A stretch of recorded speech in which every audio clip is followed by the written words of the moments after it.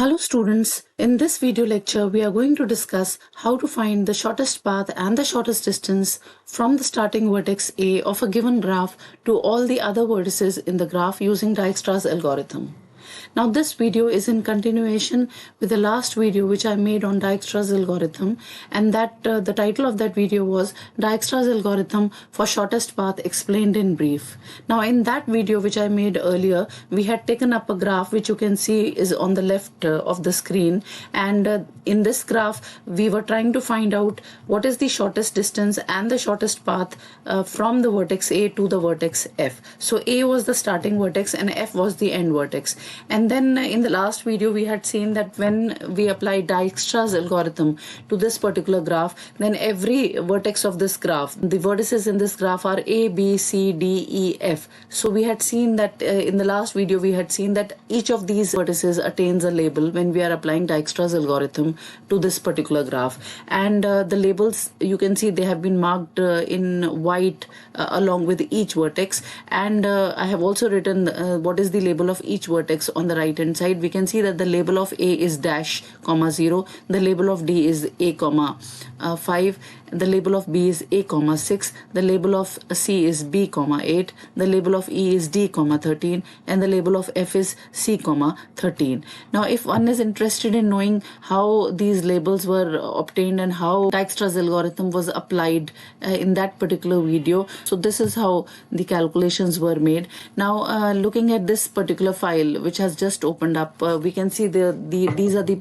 just recalling the calculations that have been made in that particular video, and then we will go back to the what I have to discuss in this particular video. So in the last video when we were discussing Dijkstra's algorithm and we were trying to find out the shortest path and the shortest distance between the vertex A and the vertex F, then there were a few steps that we had done. Step 1 was that we had given label dash 0 to A.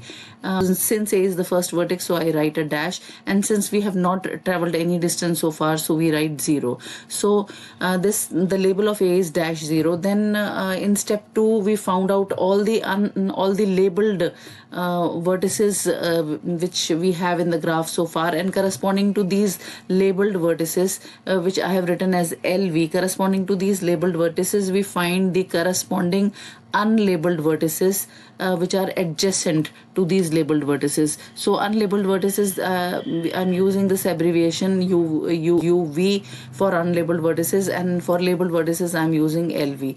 So we find out all the labeled vertices in the given graph, and corresponding to all the labeled vertices in the given graph at any step. We are at step 2. So when we are at any step, not necessarily at step 2 only, but at any step we find all the labeled vertices which are present in the graph, and corresponding to each labeled vertex we find out what are the adjacent unlabeled vertices, and then we proceed with the procedure that we had discussed in the last video. And then in every step there will be some vertex in the graph that will attain a label. So we can see that the vertex D has attained a label A5, or it has got the label A5. Then in step 3 again we proceed in the same way, that is corresponding to all the labeled vertices we find all the adjacent unlabeled vertices, and then do the procedure of Dijkstra's algorithm. And then finally at the end of this step there will be a vertex which will get a label, as in this case the vertex B has attained a label A6.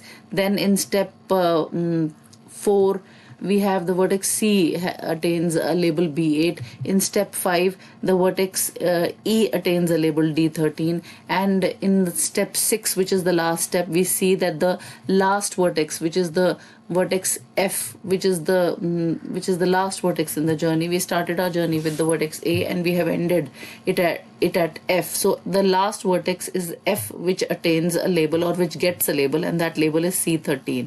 If you look at this particular label which has been given to F, since 13 is coming in this label, so this means that 13 is the shortest distance. And by back tracing all the vertices, because in the label of F C is there, and then in the label of C B is there, in the label of B A is there, and so on. So by back tracing one can get the shortest path also. So if one wants to know the details of how this algorithm has been applied to the given graph, one can just go to that video. The link is present in the description box. Now coming to this particular video, in which I intend to discuss what is the shortest distance and the shortest path of the starting vertex A to all the other vertices in the graph. Because in the last video we had just found out the shortest distance and the shortest path between the starting vertex and the end vertex, which is F. So we had found out that the shortest distance between A and F is 13, and the shortest path also we had written in that video by back tracing the labels, by finding out which vertex comes before which vertex, by checking the labels. So details can be checked in that video. But now we find that Dijkstras algorithm not only helps you to find out the shortest path and the shortest distance between the first and the last vertex, but it not only does that, which we have done in the last video, but with the help of Dijkstras algorithm we can find the distance of A, the shortest distance of A and the shortest path of A from to all the other vertices of the graph, not necessarily the last vertex only, but all the other vertices.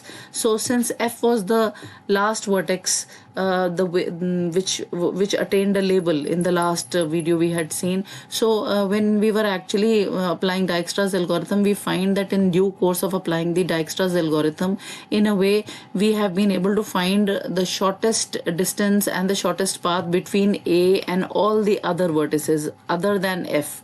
F, of course, the shortest distance between A and F is 13, that we have done, but we have also been able to find out the shortest distance and the shortest path from A to all the other vertices, and let us see how we have been able to do that. Now the label of A is -0.